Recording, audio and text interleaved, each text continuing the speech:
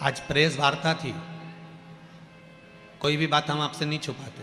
इस व्यासपीठ का नियम है कि हम कभी नहीं छुपाएंगे, हम हमारे घर से लेकर बाहर तक की बात कह देते। आज प्रेस वार्ता थी तो एक पत्रकार महोदय ने बहुत सुंदर प्रश्न किया है। उन पत्रकार महोदय के लिए पहले तो जोरदार ताली बजाओ, बहुत सुंदर प्रश्न। एक पत्रकार महोदय ने बड़ा सुंदर प्रश्न किया कि गुरुदेव, बात इतनी सी है कि दुनिया के लोग थोड़े दिन राम की भक्ति करते हैं, थोड़े दिन कृष्ण की भक्ति करते हैं, थोड़े दिन फिर किसी की भक्ति करते हैं, फिर कोई आ जाता है फिर उसकी भक्ति करते हैं और धीरे धीरे भूलते चले जाते हैं। आपका कुछ कहना है?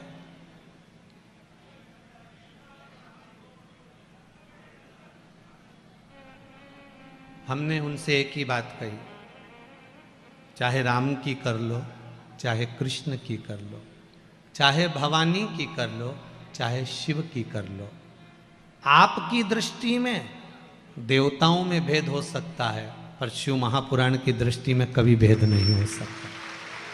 शिव महापुराण की दृष्टि कभी भेद नहीं करती। आप राम का भी भजन कर रहे हो तो हमको लगेगा कि आप शिव का भजन कर रहे हो। कई लोग कहते हैं कि महाराज आज तो लोग शंकर के इतने भगत हो गए, शंकर के इतने भगत हो गए कि दुनिया के लोग जो देखो लोटा भर के पानी लेके शिव जी के मंदिर जा रहा है, जो देखो वो बेलपत्री चढ़ा रहा है, जो देखो वो शिव पर शमी का पत्ता चढ़ा रहा है, वो जो देखो वो शंकर का गुणगान कर रहा है, जो देखो वो शिव का स्मरण कर रहा है। अब ये कितने दिन तक चलेगा शंकर का भजन? उसके बाद फिर कोई दूसरा महाराज पकड़ लेंगे, दूसरा देवता पकड़ लेंगे, फिर महाराज कोई मिल गया फिर उसको पकड़ लेंगे, फिर कोई देवता पकड़ लेंगे। हमने कहा कोई भी महाराज पकड़ो, कोई भी देवता पकड़ो, पर हिंदू धर्म के पकड़ना, दूसरे धर्म के मत पकड़ना।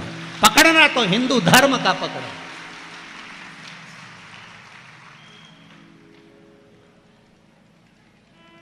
कहीं एंडा बेंडा मत पकड़ लीजो रे, पकड़ो, मना नहीं, पर हिंदू धर्म का पकड़ना।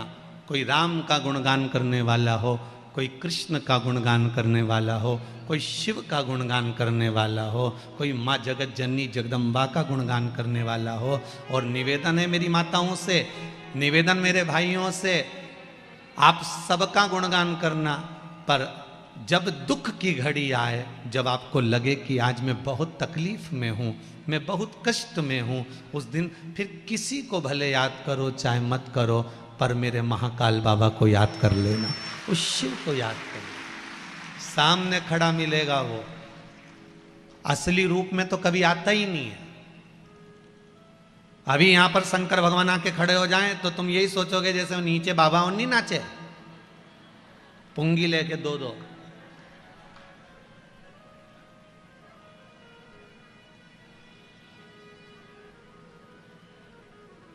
तुम तो यही समझोगे। तुम्हारे दरवाजे पर कोई जटा बांध कर आ जाए, नाक लपेट के आ जाए, डमरू बजाता बजाता जाए, तो तुम क्या शंकर जी समझोगी? ईमानदारी से बोलो जरा। अंदर जाओगी, एक कटोरी आटा ला के दे, बाबा रुको ये लो आटा।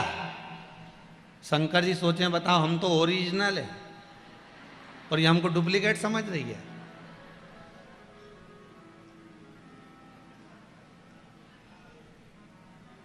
असली तो समझ में नहीं आता।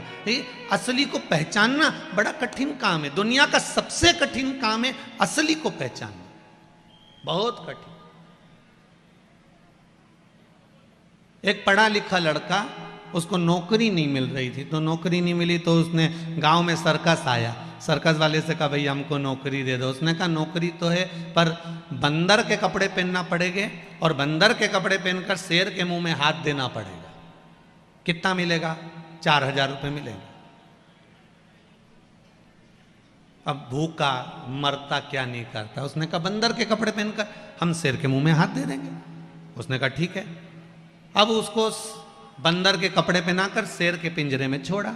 जैसे ही शेर के पिंजरे में छोड़ा और शेर का पिंजरा जो खुला और शेर धाड़ता हुआ जो आया, तो ये तो पीछे हटा कि अब तो निपटा। शेर और पास में आया, ये और पीछे हटा।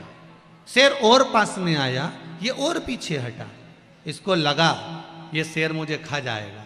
इतने में शेर झपट के बंदर के पास जाकर चिल्लाकर बोला घबरा मती, तू 4000 में बंदर बना है, मैं 7000 में शेर बना हूं। क्यों घबराता है? नकली के युग में असली को ढूंढना कठिन हो गया महाराज।